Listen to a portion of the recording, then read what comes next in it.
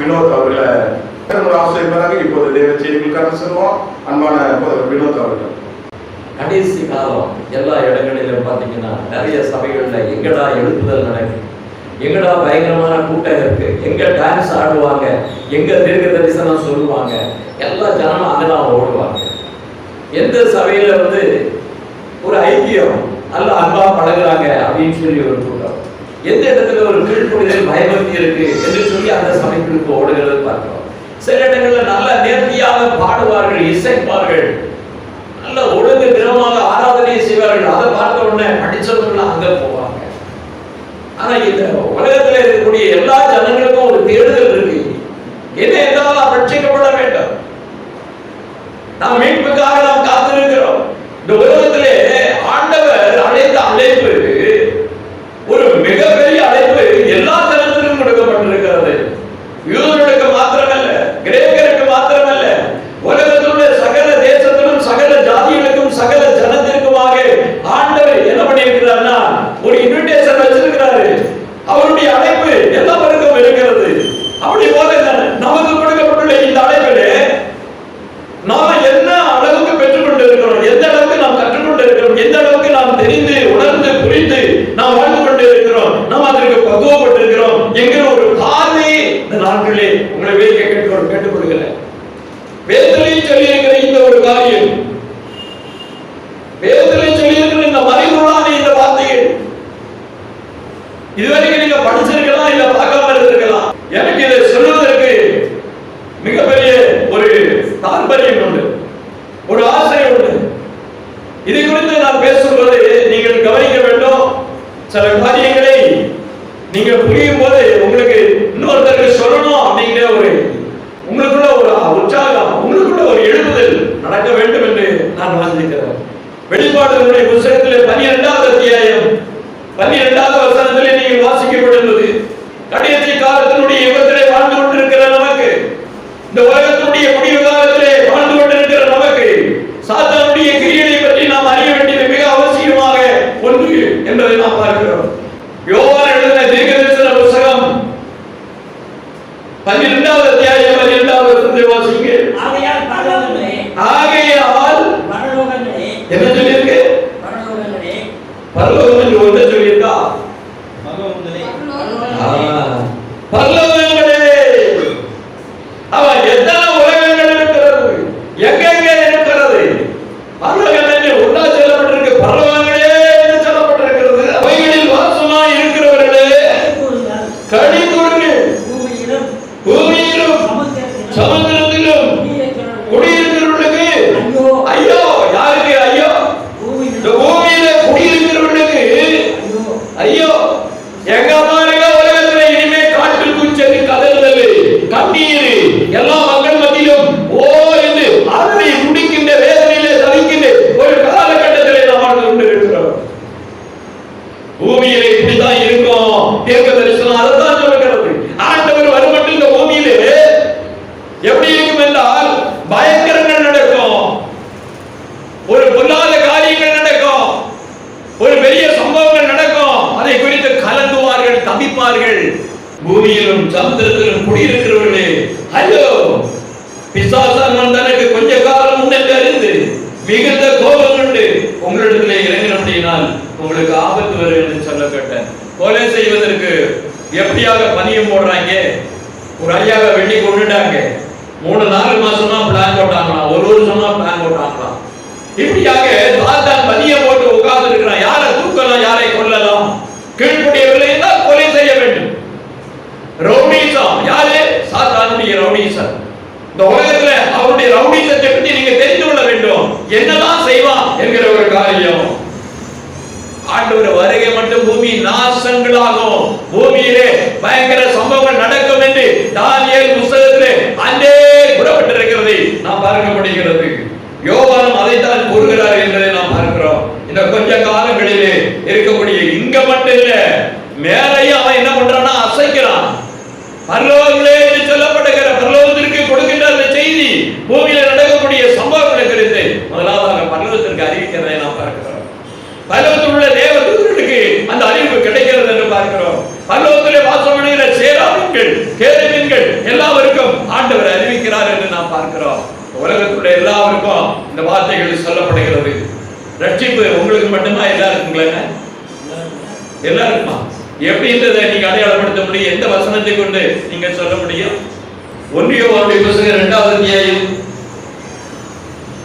2வது வசனம் வாசிங்க. நம்முடைய பாவங்களை நிவர்த்தி செய்கிற கிருபாதார பலியவரே, நம்முடைய பாவங்களை மாத்திரமல்ல சர்வலோகம் யூனிவர்சல் என்று நாம் பார்க்கிறோம். ஆண்டவர் சர்வ லோகத்திற்குமாக இந்த மீட்பை கொடுத்திருக்கிறார். இங்க மட்டும் நம்மளுடைய மீட்புக்காக அல்ல, சர்வ லோகத்தில் இருக்கக்கூடிய எல்லாருடைய மீட்புக்காக தேவன் இங்கே நமக்காக ரத்தம் சிந்தினார் என்று நாம் பார்க்கிறோம், பலியானார் என்று நாம் பார்க்கிறோம். உலகத்தில் இருக்கக்கூடிய பழைய பாம்பு சாத்தான் என்று சொல்லப்படுகிற இந்த பூமியில இந்த வரைக்கும் ஆட்சி செய்து கொண்டிருக்கிற அந்த சாத்தான் முதலாவதாக அவன் என்ன பண்ணானா, அந்த பூமியை எல்லாவற்றிலும் நான் தான் ராஜாதி ராஜா, நான் தான் கர்த்தாதி கர்த்தா என்று அறிவிப்பதற்காக முதல்ல அவனுடைய ராஜ்யபாரத்தை உருவாக்கின இடம் எது தெரியுமா? எந்த இடம் சொல்லுங்க? ஏதேன், கர்த்தருடைய தோட்டமாகிய ஏதேன், கர்த்தருடைய வனமாகிய அது. அது ஆண்டவர் என்ன பண்றார் அப்படின்னா, சொண்டர்களுடைய பட்டயத்தை வைத்திருக்கின்ற அங்கே தூதர்கள் காவல் காத்துக் கொண்டிருக்கிறாங்க. அங்கெல்லாம் அவன் ஒன்றும் பண்ண முடியாது. இன்னொரு இடம் எனக்கு சொல்லுங்க பாப்போம். பூமியில நான் சொல்லுகிறேன், இன்னொரு இடம் இருக்கிறது, தெரிந்தாலும் சொல்லுங்க. பூமி பெரிய கோபுரத்தை கட்டி பூமியில ஆட்சி செய்ய நினைத்தாலே, பூமியில நான் மிகப்பெரிய ஆள் இருப்பதை காண்பிப்பதற்காக எல்லா காரியங்களையும் செய்தான். அந்த இடம் எது என்று கிடையாது. பாபே, கரெக்டா சொன்னீங்க. உலகத்துல முதல்ல தோன்றின பட்டணங்கள் உங்களுக்கு தெரியும். ஆதியாகம புத்தகத்துல நீங்க பார்க்கப்படும்போது பூமியில எத்தனை பட்டணங்கள் இருந்தது? சின்னையா தேசத்திலே பாபேல் இருந்தது. ஏதே கர்த்தூர் கல்னே என்கிற இடங்களை அவன் ஆட்சிக்கு அது மிகப்பெரிய பட்டணமாக காணப்பட்டிருக்கிறது. அவன் நினிவே, அசூரில் இருந்து புறப்பட்டு நினிவே ரெகோபத் பட்டணத்தையும் காலாகையும், நினிவேக்கும் காலாவுக்கும் நடுவே ரெசனை கட்டினான். ரெசனன் மிகப்பெரிய பட்டணமாக இருந்தது. ஆனால் ஆட்சி பீடம் எங்க வைத்திருந்தா பார்த்தா பாபேல வைத்திருந்தா. பாபேல இப்படிப்பட்ட மகா பெரிய கோபுரத்தை கட்டி உலகத்துக்கு அவனுடைய காரியத்தை நாம் பார்க்கப்படுவது, சாத்தான் அவன் மூலமாக இந்த பூமியை எல்லா ஜனங்களுக்கும் எல்லாரும் என்ன பாச பேசிக்கிட்டு இருந்தாங்க?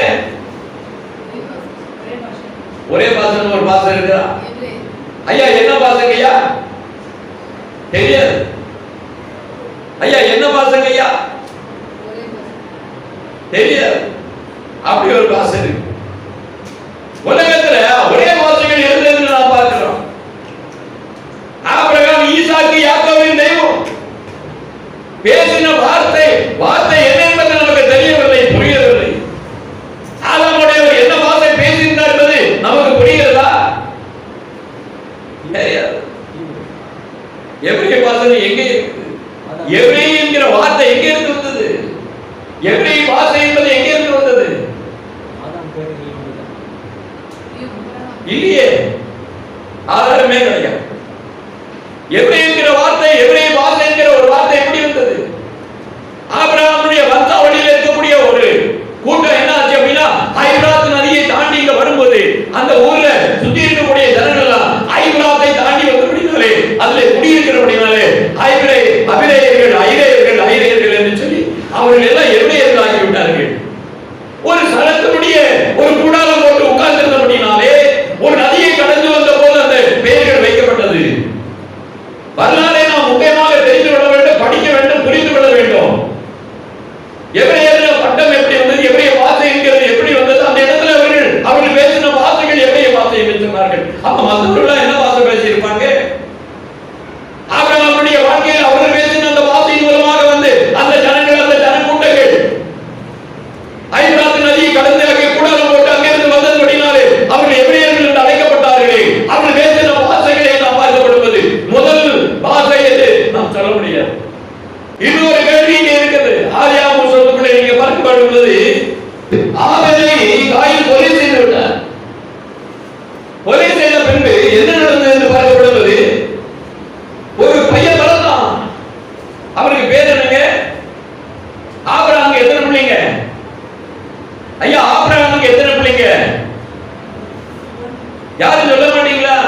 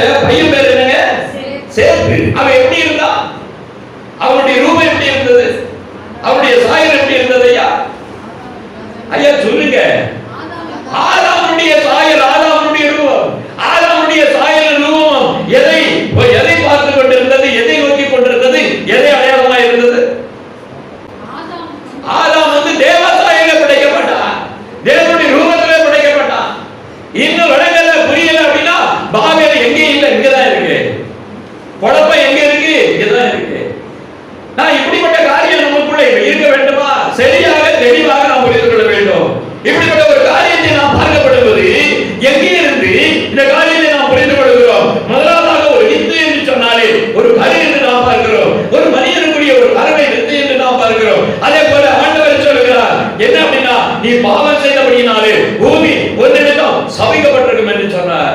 பூமியிலே சாபம் இருக்கிறது. நீங்க ஆகாரத்தை புசிக்கும் போது வேர்வை சிந்திதான் நீங்கள் உழைத்து சாப்பிட வேண்டும் என்று சொல்லப்பட்டிருக்கிறது.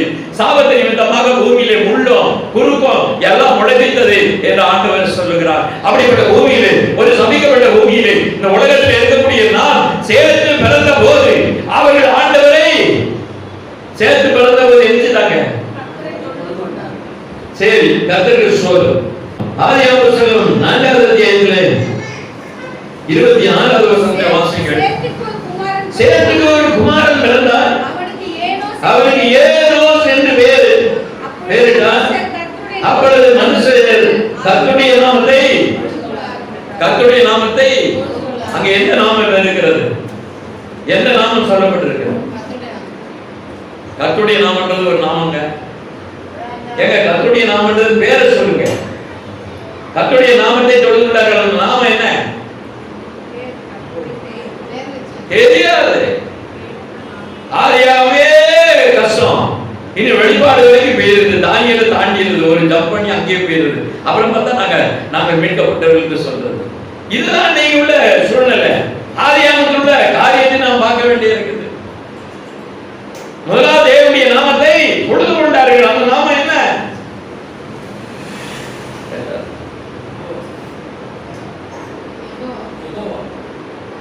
யாவே. யாவே என்கிற ஒரு வார்த்தை, அதுதான் யெகோவா என்கிற ஒரு வார்த்தை.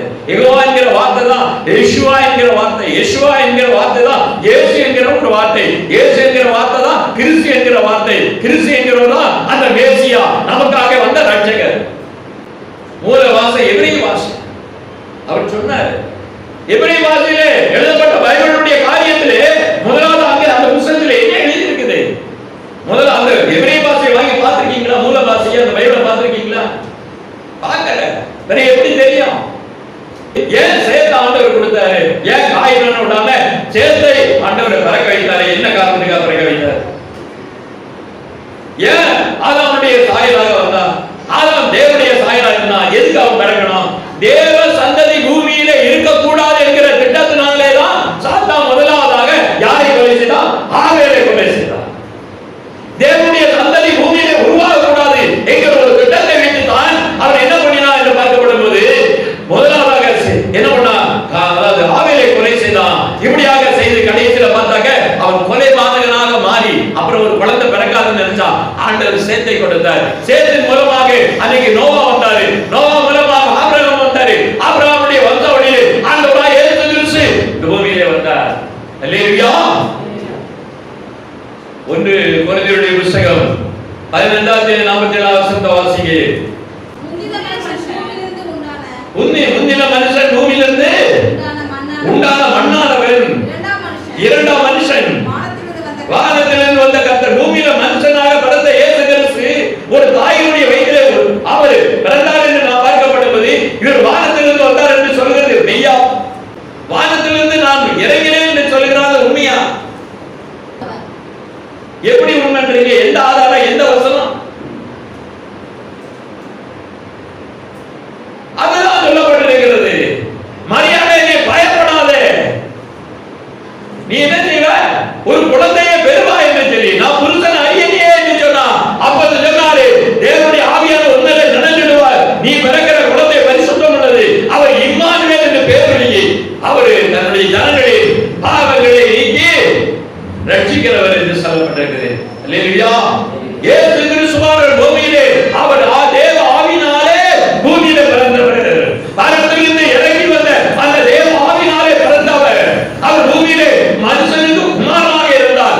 தேவனுக்கு குமாரனாக இருந்தார். மனுஷகுமாரனும் தேவகுமாரனுமாக அவர் பூமியிலே இருந்தார். ஒரு பக்கம் தேவனாக இருக்கிறார், ஒரு பக்கம் மனிதனாக இருக்கிறார். அவருடைய பெருமை குறித்ததான ஒரு காரியத்தை புரிந்து கொள்ளாமல் இன்னைக்கு முஸ்லிம்களும் இன்னைக்கு என்ன ரவி என்று சொல்லப்படுகிற அந்த யூத கூட்டங்களும் அந்த ஜனங்களும் என்ன பண்ணுகிறார்? இஸ்ரவேல் ஜனங்களும் அந்த ஜனங்களும் இயேசுவை புரிந்து கொள்ளவில்லை. அவர் வானத்திலிருந்து இறங்கி வந்தார் என்கிற சொல்லுகிற வார்த்தை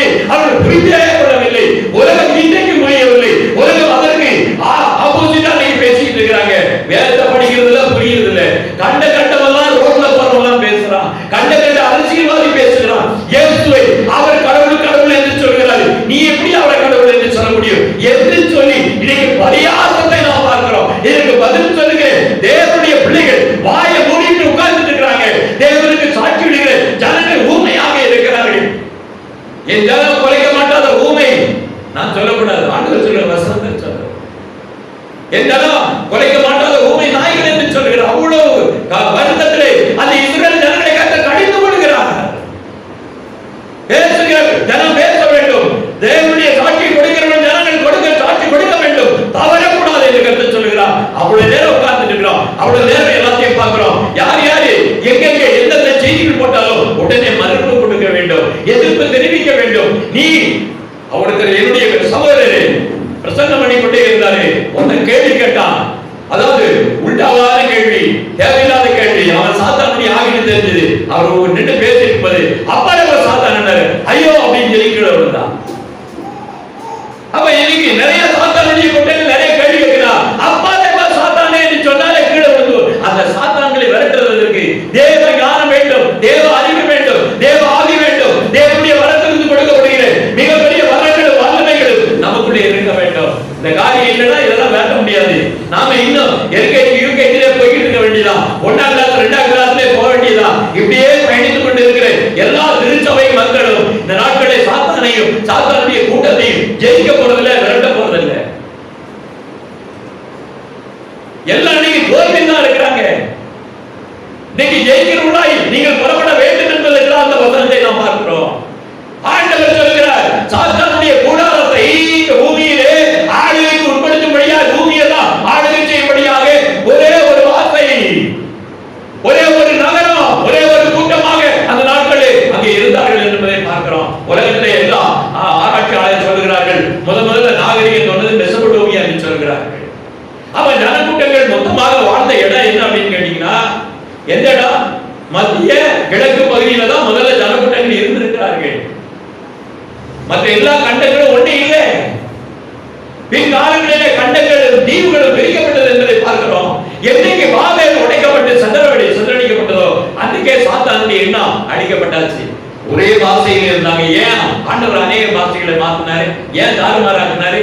ஏன் பாஷைகள் பிரிந்தது? சொல்லுங்க பார்ப்போம். என்ன காரணங்க? ஒரே பாஷையில் இருந்தா என்ன ஆகும்? ஜனங்கள் மீண்டும் ஒன்னாயிருவாங்க, திருப்பி அதே வேலையை செய்வாங்க. 4 பாஷை ஆச்சுன்னா இவன் யாரோ அவன் யாரோ தெரியாது. புரிஞ்சுக்கிட்டீங்களா? இப்போ அப்ப தேவன் என்ன செய்கிறார்டா, பாஷைகளை பிரிப்பதற்காக இவன் சாத்தானுடைய கூட்டம் ஒன்னாக கூடாது, சாத்தான் எல்லாரையும் ஒன்னாக்கிட கூடாது.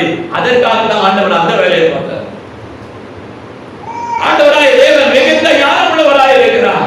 ரட்சிப்பினுடைய திட்டத்தை பூமியிலே செய்வதற்காக எத்தனை ஆண்டுகள் எடுத்துக் கொண்டிருக்கிறார் பாருங்க. இந்த உலகம் உருவாக்கப்பட்ட எத்தனை வருஷம் ஆகுது? ஆதியிலே அப்படின்னா எப்போ? இப்ப பாருங்க, பட்டி அடிக்கிறது பாருங்க.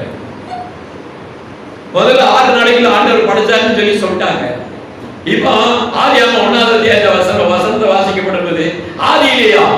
ஐயோ அது எப்போனே தெரியல அப்படின்றாங்க.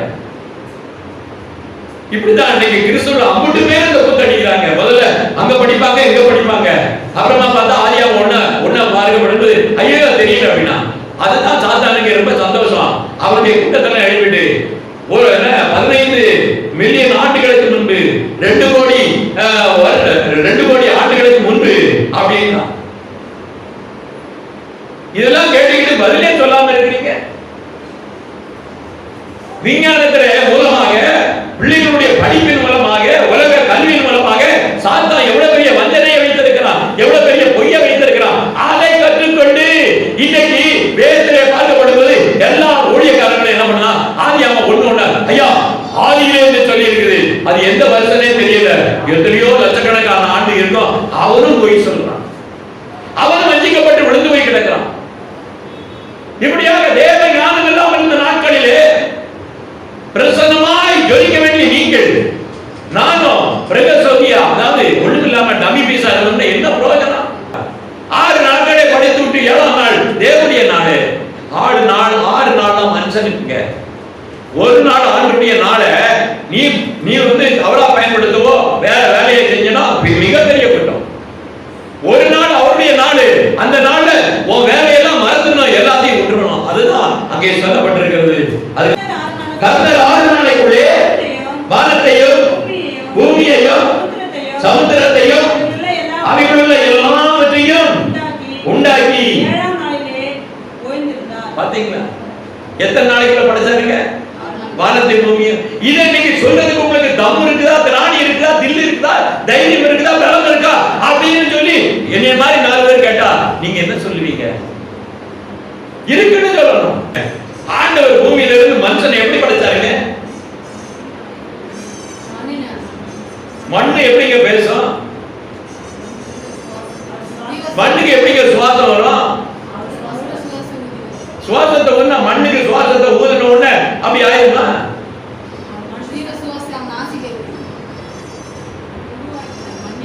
மண்ணிலிருந்து உருவாக்கினார் நீங்க சொல்றீங்க. மண்ணு என்கிற வார்த்தையே தப்பு. முதல்ல தெரிஞ்சு கொள்ளுங்க. மண் என்கிறது பொதுவா சொல்லி இருக்குது. இங்கிலீஷ்ல அழகா சொல்லி இருக்கு. என்ன சொல்லி இருக்கு இங்கிலீஷ்ல? டெஸ்ட் என்று சொல்கிறது. தூள். வேதம் என்ன சொல்கிறது ஐயா? தூள் என்று சொல்கிறது. ஐயா உங்களுக்கு நான் சொல்கிறேன், வேதத்தில் இருக்கக்கூடிய இந்த தூளில் இருந்து ஆண்டவர் மனிதனை படைத்தார் என்று பார்க்கப்படுவது ஒரு கைப்பிடி தூளை எடுத்துக்கொண்டு நீங்க போய் மைக்ரோஸ்கோப்ல வச்சு பாருங்க. ஒரு கைப்பிடி மண்ணுக்குள்ள 6 லட்சம் உயிர் அதில் இருக்கிறது. எத்தனை லட்சம்? ஒரு கைப்பிடி மண் துகளிலே 6 லட்சம் உயிர்கள் இருக்கிறது, செல்கள் இருக்கிறது, வைரஸ்கள் இருக்கிறது. நல்லா தெரிந்து கொள்ளுங்க. அதிலிருந்து ஆண்டவர் படைக்கிறாரு. மண்ணிலிருந்து உருவாகக்கூடிய உணவை தான் நீங்க சாப்பிடுறீங்க. மண்ணில் இருக்கக்கூடிய அந்த கண்டென்ட் ஆஃப் எலிமெண்ட்ஸ் என்ன என்பதை நீங்கள் பார்க்க வேண்டும். நம்மளுடைய சரீரத்துடைய கூறுகள் என்ன என்பதை பார்க்க வேண்டும். விஞ்ஞானிகளுக்கு தேவன் இந்த நாட்களிலே கற்றுக் கேட்கிற சவாலாக இருக்கிறது. இதுல உள்ள என்ன வேணும்? தண்ணி வேணும். இந்த சரீரம் வாழணும்னா தண்ணி வேணும். தண்ணி அடிக்கடி குடிக்கிறீங்க. அப்ப தண்ணீர்னாலே ஆண்டவர் களிமண் போல தண்ணீரை ஊற்றி தான் நம்மளை படைக்கிறாரு. தண்ணீர் இருந்தா தான் தண்ணீரில் என்ன செய்ய முடியும்? ஆவியை இணைக்க முடியும். இந்த மண்ணான சரீரத்திலே ஒரு ஆவியை, ஒரு காற்றை ஒரு இணைக்க வேண்டுமானால் முதலாவதாக இந்த தண்ணீர் இருக்க வேண்டும். அதான் ஆடம் என்கிற வார்த்தை. ஆடம் என்று சொன்னாலே மண்ணானவன் என்று அர்த்தம், மண்ணாங்கட்டி என்று அர்த்தம். அந்த மண்ணை பேச வைக்கிறார் என்றால் அவருக்குள்ள என்னாச்சுன்னா அதுல என்ன பண்ணுகிறது என்றால் தண்ணீருடைய ஓட்டங்கள் உடம்புல இருக்குது. அங்க டேம், அங்கே தண்ணீர் நிலைகள் அவருக்குள்ளே இருக்கிறது. தண்ணீர் ஓடிக்கொண்டு அதனுடைய நிலைகள் அங்கே இருக்கிறதுனால டேம், அங்கே என்ன நீர் தேக்கங்கள் என்று சொல்லப்படுகிறது. ஆடம் என்கிற வார்த்தையிலே முழு விவரங்கள் இருக்கிறது. அவருடைய படைப்பிலே வார்த்தைகளிலே முழு ஆச்சரியமான காரியங்கள் இருக்கிறது. இன்னைக்கு உலகத்தில் இருக்கிற ஒருத்தருக்கும் ஒரு மண் தெரிய மாட்டாங்க, சொல்லுவதற்கு வாய் இல்லை. தானியேலை பாபிலோன் ராஜா கூப்பிடப்படும்போது அவரை பார்க்க விசேஷத்த ஆவி அவருக்குள்ளே இருந்தது. உலகத்தில் இருக்கிற 10 மடங்கு அவருக்கு என்ன இருந்தது? ஞானமும் அறிவு இருந்தது. தேவனுடைய பிள்ளைகள் பரிசுத்த ஆவியினாலே நிரப்பப்பட்டிருந்தா 10 மடங்கு ஞானம் உள்ளவர்களாக, 10 மடங்கு தெளிவுள்ளவர்களாக, விஞ்ஞானிகளாக இருப்பார்கள். நல்லா தெரிந்து கொள்ளுங்க. இன்னைக்கு உலகத்தில் இருக்கக்கூடிய அதிகமான நோபல் பிரைஸ் அழுனதே கிறிஸ்தவர்கள் தான். கர்த்தருடைய சமூகத்திலே பரிசு வாங்கணும். அப்ப அந்த அளவுக்கு தேவ ஞானம் நமக்கு வேண்டும் என்று வேதம் சொல்கிறது. எதுக்காக இதை குறித்து நான் இப்ப பேசுகிறேன்? எந்த காரியத்தை உங்களுக்கு முன்னெடுத்து நான் வைக்கிறேன் என்று பார்க்கப்படுவது, பூமி எங்க ஆண்டவர் இந்த பூமியில இருக்கக்கூடிய ஜனங்களை சிதற பண்ணினார். அது காரணம் என்ன கேட்டா மீண்டும் சாத்தான் திட்டம் போடக்கூடாது என்பதற்காக அவர்கள் போன அந்த காரியத்தை பார்க்கப்படுவது. நிம்ரோத் மிகப்பெரிய வேட்டைக்காரன் என்று வேதத்திலே சொல்லியிருக்கு. என்ன வேட்டைக்காரனுங்க ஐயா? வேட்டைக்காரன் என்ன செய்வீங்க? நல்லா அம்பு விடுவாங்க, அப்புறம் என்ன செய்வாங்க? கொடுவாளெல்லாம் வெட்டுவாங்க, அப்புறம் என்ன செய்வாங்க? சொல்லுங்க. அவன் வேட்டைக்காரன் சொல்லி கர்த்தருக்கு முன்பாக வேட்டைக்காரன் சொல்லப்பட்டிருக்கு. அப்ப எப்படிப்பட்டவனா இருந்திருப்பான்? யார் எங்க வேட்டையாடினா? யார வேட்டையாடினா? ஏங்க தேவனை வணங்குகிறவருடைய வேட்டையாடினாங்க. கர்த்தருக்கு முன்பதாக வேட்டைக்காரன் என்றால் தேவனுடைய ஜனங்களை வெட்டி கொண்டார், ஆண்டவரை அறிய விடாமல் செய்து கொண்டார். அவர் என்ன செய்யறாங்க பார்க்கப்படுவது, நான் கட்டி இருக்கிற பாபு, நான் தான் கடவுள், என்னைய தான் நீங்க வணங்கணும் என்று சொல்லுங்க. அந்த காரியத்தை அவன் செய்து கொண்டு வந்தான். அதுக்கு தான் இன்னைக்கு பார்த்தா இந்த பூமியிலும் அதே போராட்டம், இங்கேயும் அதே போல நிம்ரோத்துகள் இந்த தேசத்தில் வாழ்ந்து கொண்டிருக்கிறார்கள். தேவனை அறிய கூட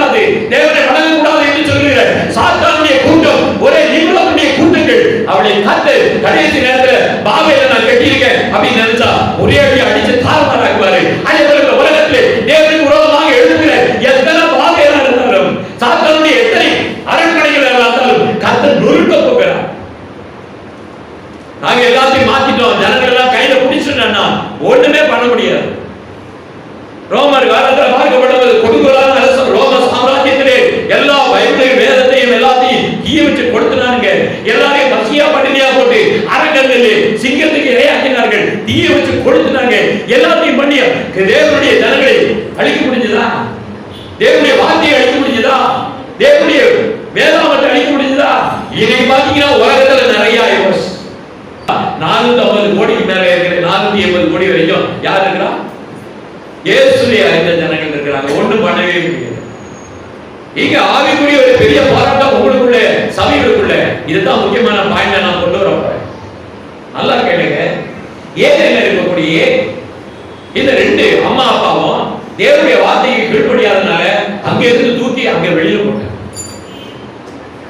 அதே மாதிரி தேவனுடைய திருச்சபையில ஞானஸ்நானம் வாங்கி நல்ல வேதத்தை கற்று இயேசுவே தேவன், இயேசுவே ரட்சகர், இயேசுவே மீட்பர் என்று அறிவிக்கின்ற மிக திடகாட்டமான ஒரு சாட்சியா இருக்கக்கூடிய உங்களை வஞ்சிப்பதற்கு, இந்த உலகத்துடைய அனைத்து சபைகளை வஞ்சிப்பதற்கு சாத்தான் என்ன பண்ணுவான் அப்படின்னு கேட்டா, முள்ளமா அங்க ஏவாட்ட பேசின மாதிரி உங்களை என்ன பண்ணுவான், கர்த்தருக்கு விரோதமாக ஒரு கள்ள உபதேசத்தை வச்சு தூண்டி அப்படியே போயிட்டு அந்த பக்கம் போடுவான். அப்ப என்ன அர்த்தம்?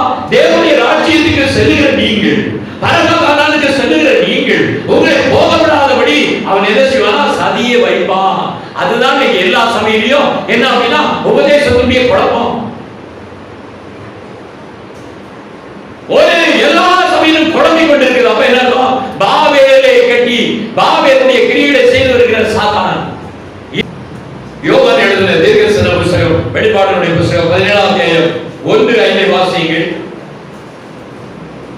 1:5 வாசியுங்கள். 7 கலசங்களுடைய அந்த 7 தூதரின் ஒருவன் வந்து என்னோட பேசி, நீ வா, திரளான தண்ணீரில் உட்கார்ந்து இருக்கிற மகாவேசி,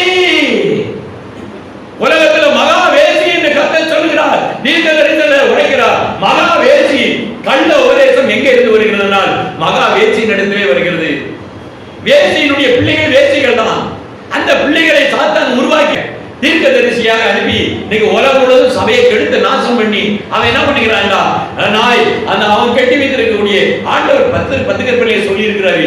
என்னென்ன வேற தேவர்களை நீ உண்டாக்க வேண்டாம், நீ அழைக்க வேண்டாம், நமஸ்கரிக்க வேண்டாம், சேவிக்க வேண்டாம். அவன் கொண்டு வந்து வைக்கிறதே அதுதான். நிம்ரோது செத்த உடனே என்ன நடந்தது அப்படின்னா, சிம்ரவி அவனுடைய மனைவி என்ன பண்ணா அப்படின்னு கேட்டா, அவன் செத்து எத்தனை வருஷம் ஆச்சு. அதுக்கப்புறம் ஒரு குழந்தை பிறகுது.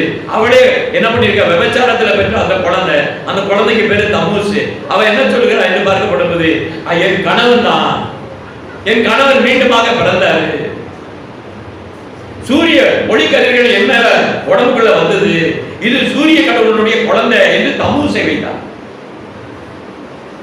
சூரியனை வழிபடும்படியான ஒரு திட்டத்தை அன்னைக்கு சிம்ரவி உலகத்துல கொண்டு வந்தான். அதுக்கப்புறம் கையில சூரிய கடவுளாக இருக்கிற தமூசை குழந்தையிலே கையில வைத்திருக்கிற நான் தேவதை, இந்த குழந்தை வைத்திருக்கிற வனங்கள் தேவதைகள் எல்லாம் அப்பதான் உருவாச்சு. இது பாபேல்ல உருவாக்குனது. அதைத்தான் வேசியின் மார்க்கம் என்று கர்த்தர் சொல்கிறார். இந்த வேசியின் மார்க்கம் இந்த குழந்தையை கையில வைத்துக் கொண்டு கும்பிடுகிற இந்த காரியத்தை சாத்தான் யார் மூலமாக உருவாக்கினார்? நிம்ரோதுடைய மனைவி மூலமாக உருவாக்கினார். அதுதான் இன்னைக்கு உலகத்துல எல்லா தேசங்களிலும், எல்லா தேசங்களுக்கு போனாலும் ஒவ்வொரு பேர்ல ஒவ்வொரு கடவுள் கையில குழந்தையை வச்சுக்கிட்டு இருக்கோம். ஒவ்வொரு தேசங்களில் இருக்கிறது, சைனா தேசங்களில் இருக்கிறது, எல்லா பாபிலோன் மாத்திரமல்ல, உலகத்துடைய எல்லா தேசங்களிலும் இருக்குது. அது இந்த தேசத்திலும் இருக்கிறது, அது ரோமிலும் இருக்கிறது, இத்தாலியிலும் இருக்கிறது, ஜெர்மன், பிரான்ஸ், எல்லா தேசங்களிலும் குழந்தை வைத்துக் கொண்டு அங்கே இருக்கக்கூடிய காரியத்தை நாம் பார்க்கிறோம். இது எல்லாம் எங்க இருந்ததுன்னா அன்னைக்கு போட்ட பிளான், தாத்தா அவங்களா பண்ண காரியம். இது நீங்கள் சொல்ல முடியுதா? அதைத்தான் ஒரு சபை ஏற்றுக்கொண்டு, கிறிஸ்துவ சபை அதை அங்கீகரித்து அதை கையில வைத்துக் கொண்டு இன்றைக்கு ஜனங்களை சாத்தானுடைய இச்சைப்படியாக முதல்ல விழுந்து போன கூட்டம், வஞ்சிக்கப்பட்ட கூட்டம், அதுதான் வச்சுக்கொண்டு இன்னைக்கு சாப்பிடமா தூக்கிட்டாரு. தேவனுடைய வார்த்தை நமக்கு எச்சரிப்பு கொடுக்கிறது என்றால் இதுல பார்க்கப்படுவது அந்த வசனம் மிகப்பெரிய ஒரு எச்சரிப்பை நாம் பார்க்கிறோம். இது தேவ தூது, பரலோகத்திலிருந்து வருகிற தேவ தூது என்பதை நாம் பார்க்கிறோம். அந்த தூதன் வந்து சொல்கிறார், நீ வா, இந்த பூமியில என்ன நடக்கு, இந்த சம்பவத்தை பாரு. எல்லா ஜனமும் வேசித்தனம் பண்ணி இருக்கிறாங்க அப்படின்னு அர்த்தம். எல்லா ஜனமும் கலப்பான உபதேசத்திலே வாழ்கிறார்கள், கள்ள உபதேசத்தில் வாழ்கிறார்கள், தேவனுக்கு விரோதமான காரியங்களை செய்து கொண்டு இருக்கிறார்கள், தேவனுடைய கற்பனைக்கும் கட்டளைக்கும் விரோதமாக இந்த நாட்களை செய்து கொண்டு வருகிறார்கள். அதைத்தான் செஞ்சாங்க. இஸ்ரவேல் ஜனங்களையும் சேர்த்து என்ன பண்ணா, தூக்கி போட்டாங்க. இஸ்ரவேல் ஜனங்கள் தேவனுடைய தேசத்தை இழப்பதற்கு காரணம் என்ன? தேவனுடைய வார்த்தைக்கு கீழ்ப்படியாமல் போவதற்கு சாத்தான் அவங்க இதயத்திலே தூண்டினான். முதல்ல அந்நிய ஜனங்களோட விபச்சாரம் பண்ணாங்க. அப்புறம் பார்த்து என்ன பண்ணாங்க? கன்றுக்குட்டியை முத்தமிட்டு வணங்கினாங்க. வெளியிலே அநேக சிலைகளை வைத்து வணங்க ஆரம்பிச்சாங்க. தம்மூசுக்காக யார் அழுதாங்கய்யா? இஸ்ரவேலர் அழுதாங்கய்யா. அன்னைக்கே இந்த பாவிங்க அங்க போய் விழுந்தாங்க. தம்மூசுக்காக அழுதாங்க, ஸ்திரீகள் அழுதாங்க. தம்மூசுக்காக உபவாசித்தார்கள். இன்னும் மேல சொல்ல போனா அப்படின்னா மனுஷரை பலியிட்டார்கள் என்று நாம் பார்க்கிறோம். ஜனம் எப்படிப்பட்ட ஜனமா போச்சு. அப்ப இவருடைய ஆண்டவர் சொன்னாரே, உன்னை தூக்கி எங்க போடணும் அங்க போடுவேன், உன்னை இந்த தேசத்துக்கு இல்லாதபடி தூக்கி போடுவேன். அது மாதிரி இன்னைக்கு பைபிளை தூக்கியாச்சு, ஞானசானம் வாங்கியாச்சு.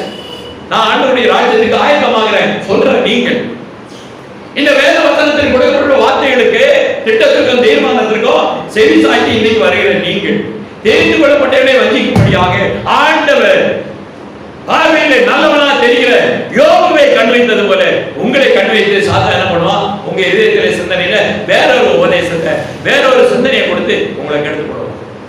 இஸ்ரேல் ஜனங்களை கெடுத்தது போல உங்களை கெடுப்பான். அதான் இந்த உலகத்துடைய எல்லா கிறிஸ்தவ சமுதாயம் இன்னைக்கு கெடுக்கப்பட்டு இன்னைக்கு விழுந்து கொண்டிருக்கிறது. பரலோகத்துக்கு போவாங்கன்னா கேள்விக்குறி. யாருக்கு தெரியும்? அவருக்கு தான் தெரியும். அதாவது நீதிமான் மேலே ரட்சிக்கப்படுவது அரிதானால் அதுக்கு அடுத்த வசனத்தை நீங்க தான் சொல்லணும். பாவியும் பக்தி இல்லாதவனோ எங்க ஐயா, நான் எங்க ஐயா போவேன்? ஆண்டுடைய பாதத்தை பிடித்து கதறணும், ஆடணும், இல்லைன்னா தேவனுடைய ராஜ்யம் கிடையாது. வேதம் தெளிவாக சொல்கிறது. பிரசங்கினுடைய புத்தகம் 7வது அத்தியாயம் 20வது வசனத்தை ஊழியக்காரங்களாம் சேர்த்து சொல்லுவாங்க. என்ன சொல்லுவாங்க? ஆண்டவர் கிருபை உள்ள தேவன், அதெல்லாம் மன்னிச்சிடுவார் ஐயா. அதுக்கு இன்னொரு வசனத்தையும் சொல்லுவாங்க. அதான் வாசிங்க, பிரசங்கி 7:20 வாசிங்க. ஒரு பாவமும் செய்யாமல் நன்மையை செய்தங்க நீதிமான் பூமியில ஐயா. இந்த வசனத்தை சொல்லி தப்பிச்சுக்கிறாங்க ஐயா. ஐயா ஒருத்தருமே கிடையாது ஐயா, எல்லாரும் பாவிகள் தான் ஐயா. பாவிகள் தானே ரட்சிக்க வந்தாலும் மீட்டு வந்தாரு, கிருபையினாலதான் ரட்சிப்பையா, எதுக்கே நாங்க கவலைப்படணும் அப்படின்றாங்க. அடா பாவிங்களா, இப்படியா சொல்லி கொடுக்குறீங்க? இந்த அநியாயமா பண்றீங்க? ஆண்டவர் என்ன சொல்கிறார்? உங்களை நிமித்தமாக பூமி தேவனுடைய வார்த்தையை கீழ்ப்படியாத உன் நிமித்தமாக சபியம் சாபம் உன்னை தொடரும். தேவனுடைய வார்த்தையை கீழ்ப்படியாத ஆதாம் ஏவாள் நிமித்தமாக பூமியை சபிக்கப்பட்டது. தேவனுடைய வார்த்தைக்கு கீழ்ப்படியல்ல, அதனால வருகிற சாபம் தேவனுடைய ராஜ்யத்தை இழந்து போவாய் என்று வேதம் சொல்லுகிறது. நாம் பார்க்கிறோம். கர்த்தருடைய நாமத்துக்கு ஸ்தோத்திரம் உண்டாவதாக. இந்த உலகத்துல ஒரு காரியம், யோசுவா எல்லா இடத்துலயும் போய் யுத்தம் பண்ணாரு, ஜெயிச்சாரு. ஒரே ஒரு சின்ன கூட்டம், ஒரு சின்ன கூட்டம் 1000 கூட்டத்தை ஜெயிக்க முடியல. காரணம் என்ன? யோசுவா பெரிய சேனாதிபதியாக அவன் நின்று எல்லாத்தையும், எல்லா தேசத்தையும் சுதந்திரித்து எல்லாத்துக்கும் பங்கு போட்டு கொடுத்தவனே அவன். ஆனா ஒரே ஒரு சின்ன தேசத்தை ஜெயிக்க முடியாம தோத்தான். காரணம் என்ன? ஐயா எல்லாத்துலயும் நீங்க ஓடுவீங்க, ஜெயிப்பீங்க, எல்லாம் செய்வீங்க. சில நேரத்துல ஒரு சின்ன ஆட்டை போய் தோத்து போயிருவீங்க. அவனுடைய ஆவிக்குரிய ஓட்டங்களிலே நிறைய காரியங்களை நீங்கள் யோசித்து பார்க்க வேண்டும்.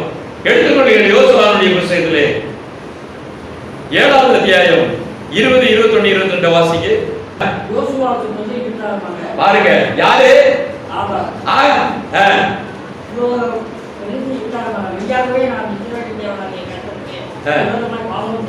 ஐயா ஆண்டவருக்கு விரோதமா நான் பாவம் செய்தேன். என்னடா பண்ண நீயே? கொள்ளை அடிச்ச பொருள் எங்க கொண்டு வந்து வச்சிருக்கிறான்? அவருடைய கூடாரத்துல பூமியை கொண்டு உள்ள வச்சிருக்க. ஆண்டவர் சொல்கிறாரு, அப்ப சாபத்திடான பொருட்களை வீட்டுக்குள்ள கொண்டாந்து வச்சா அப்படின்னா படையை ஜெயிக்கல, தோத்து போகுது. அப்ப சபைக்கு ஒரே ஒருத்தருடைய பாவத்தின் நிமித்தமாக சபை அழிக்கப்படும். அந்நிய சரியை கல்யாணம் முடிச்சு உள்ள சபைக்குள்ள வந்தா கடைசியில பார்த்தாக்க தேவ கோபம் மூண்டது. கடைசியில என்ன நடந்தது? ஆறுடைய பிள்ளைகள் 2 பேர் என்ன பண்ணாங்க? ஈட்டி தூக்கிட்டு போய் என்ன பண்ணாங்க? அந்நிய ஸ்திரீகளை விபச்சாரம் பண்ணி சபைக்குள்ள கொண்டு வந்து பிள்ளையை பெற்று உள்ள வச்சிருக்கிற எல்லாரையும் ஈட்டியால குத்தி கொலை பண்ணானுங்க. அப்ப வாதை இருந்தது. யாராவது அதுதான் பைபிள் சொல்லுகிறது என்னன்னா, சில ஆகாதவங்களை 2 தடவை சொல்லி கேட்கலன்னா அவங்களுக்கு அதுக்கப்புறம் அவன் ஆயக்காரனா அந்நியக்காரனா விட்டுரு அப்படின்னு. காட்டா அவன் தான் சபைக்கு தலைவர், சபையில மூப்பரா இருக்கிறான். அது நிமித்தமாக என்ன வருது? சபையே சாபம் வருது. சாபம். ஒரு சபையில பாருங்க, ஒரு ஊழியக்காரர் வந்து இறங்கினாரு. அது வரைக்கும் அந்த சபையில ஒரு சாவை நான் பார்த்ததே இல்லை. அந்த புண்ணியம் அந்த சபைக்கு வந்து இறங்கினாயா. ஏன்னா வருஷத்துல 10 டிக்கெட்டாயா சாபம். ஒண்ணுன்னா போகுது. அவ்வளவு பெரிய ஆசீர்வாதத்தை பெற்றார் அந்த ஒரு ஊழியக்காரங்க வந்தார். என்னையா அந்த சபையில சாவு அப்படின்னா, புண்ணியவாளம் வந்தா அதனால முதல்ல ஆளை மாத்து அப்படின்னாங்க. அப்ப என்ன அர்த்தம்? ஒரு பாவி நிமித்தமாக சபை சாபத்திலே சங்காரமாய் கொண்டிருக்கிறது, வியாதியாகி கொண்டிருக்கிறது, பலவீனப்பட்டுக் கொண்டிருக்கிறது. இதை யாராவது உணர முடியுதா? தேவனுடைய ராஜ்யத்தை சொந்தரிக்கிற நீங்கள் கடைசி காலத்திலே சபையாரை நீங்கள் எச்சரிக்கையா இருக்க வேண்டும். அதைத்தான் சொல்லுகிறது. இஸ்ரவேல் ஜனங்களுக்கு சொல்லப்பட்ட அதே வார்த்தையை கர்த்தர் நமக்கு சொல்கிறார். இஸ்ரவேலுடைய பாவங்களே மகா பொல்லாதவர்களாக இருந்து என்ன பண்ணாங்க? பாவங்களை செய்தார்கள் என்பதை நாம் பார்க்கிறோம். அதுக்கப்புறமா பாத்தீங்கன்னா என்ன பண்ணாங்க? ஆலயத்தில் எங்கே இருப்பாங்க? அப்படியே திரும்பிடுவாங்க. கிழக்காக திரும்பி சூரியனை நமஸ்கரித்தார்கள். சபையில் இருக்கிற 50 பேர் எங்க திரும்பி நமஸ்கரித்தார்களா? அவருடைய உள்ளங்கள், அவருடைய சிந்தனைகள் எல்லாம் எதை நோக்கி இருக்கிறதா? சூரியனை நோக்கி இருக்கு. அவன் எப்படி சொல்லி கொடுத்துருக்கான் அப்படின்னு கேட்டா, உலகத்துல பெரிய சுடர் வந்து சூரியன். அந்த சூரியனுடைய பிரகாசம் இல்லைன்னா பூமியில என்ன இருக்காது? செடி கொடி வளராது.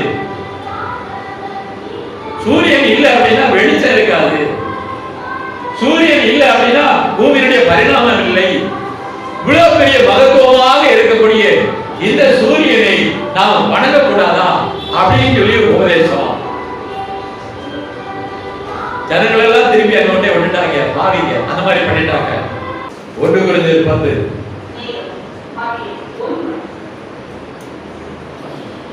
5 6 வசனங்களை வாசிக்கிறோம். அப்படி இருந்தோம்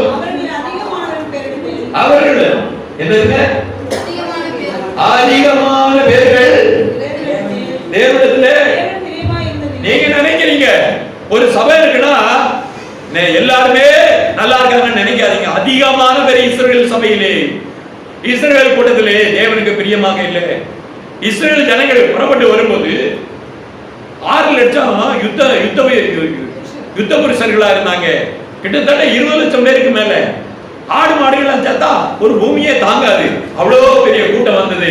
ஆனா ஆண்டவர் சொல்லுகிறார், கடைசியில கானானுக்குள் பிரவேசித்தது எத்தனை பேருங்க? 2 பேர். யாரு? யோசுவா, காலேபு. அதுக்கப்புறமா பார்த்தா புறப்பட்டு வந்த ஜனங்கள் எவ்வளவு எல்லாருமே செத்து போயிட்டாங்க. எல்லாம் ஆண்டவருக்கு பிரியமா இல்ல. அதுதான் சொல்லப்பட்டிருக்கு அதிகமான பேர் சொல்லி. அவர்களுக்கு பிறந்த பிள்ளைகள் தான் என்ன செஞ்சாங்க? கானானுக்குள் பிரவேசித்தார்கள். ஹல்லேலூயா.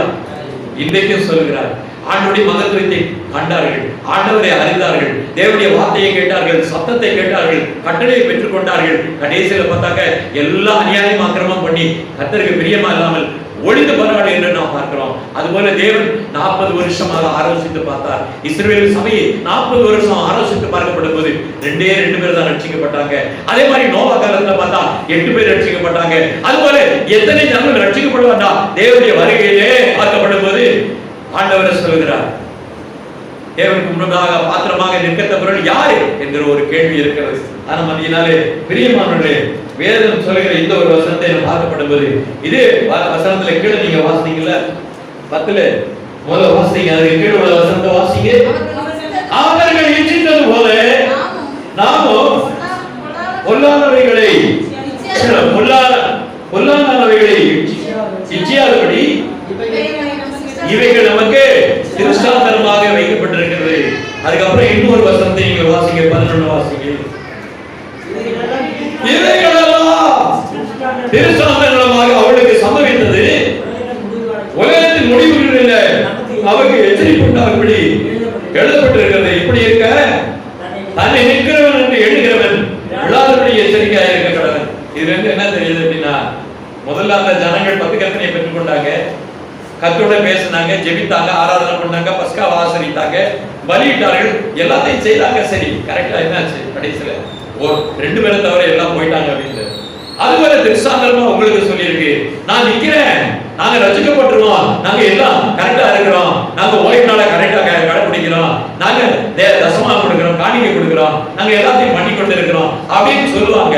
ஆனாலும் கூட ஆண்டவர் சொல்கிறாரு, நிற்கிறேன் என்று சொல்லி நீ விழாதபடி எச்சரிக்கையாக கர்த்தர் சொல்கிறார். என் அருமை சகோதர சகோதரிகளே, நான் நிறைய பேசலாம் கொள்ளலாம். முதல்ல நான் என்னை காப்பாற்றிக் கொள்ளணும் என்ற பயம் எனக்குள்ள இருக்கிறது. அந்த பயத்தோட தான் நான் உங்களுக்கு சொல்லுகிறேன், வேற ஒன்றும் இல்லை. நான் எல்லாம் தெரிஞ்சதுனால நான் பேசல. எனக்குள்ள ஒரு பயம், அந்த ரட்சிப்பை நான் இழந்து போகக்கூடாது, அவர்களும் இழந்து போகக்கூடாது என்கிற ஒரு வார்த்தைக்காக தான் நான் உங்கள் மத்தியிலே கடந்து வந்து இந்த வார்த்தைகளை செய்திகளை கொடுக்கும்படியாக கர்த்தர் அனுப்பினார். தேவனுடைய நாமத்துக்கு மகிமையுண்டாவதாக. இந்த சபையை கர்த்தர் குறித்திருக்கிறார், தெரிந்திருக்கிறார். உங்களை தேவன் அறிந்திருக்கிறார், உங்களை நேசித்திருக்கிறார். அந்த கர்த்தர் உங்களை அழைத்த அழைப்பிலே நீங்கள் பத்திரவான்களாக இருக்க வேண்டும், பரிசுத்தமாக இருக்க வேண்டும். கர்த்தருடைய ராஜ்யத்துக்காக நாம் ஆயத்தப்படுவோம். அநேக ஜனங்களுக்கு முன்னதாக சாட்சியாக இருப்போம். கர்த்தர் உங்களை ஆசீர்வதிப்பாராக. இயேசுவின் நாமத்திலே கர்த்தர் உங்களை ஆசீர்வதிக்க வேண்டும் என்று கேட்டுக்கொள்கிறேன். ஆமென். அல்லேலூயா.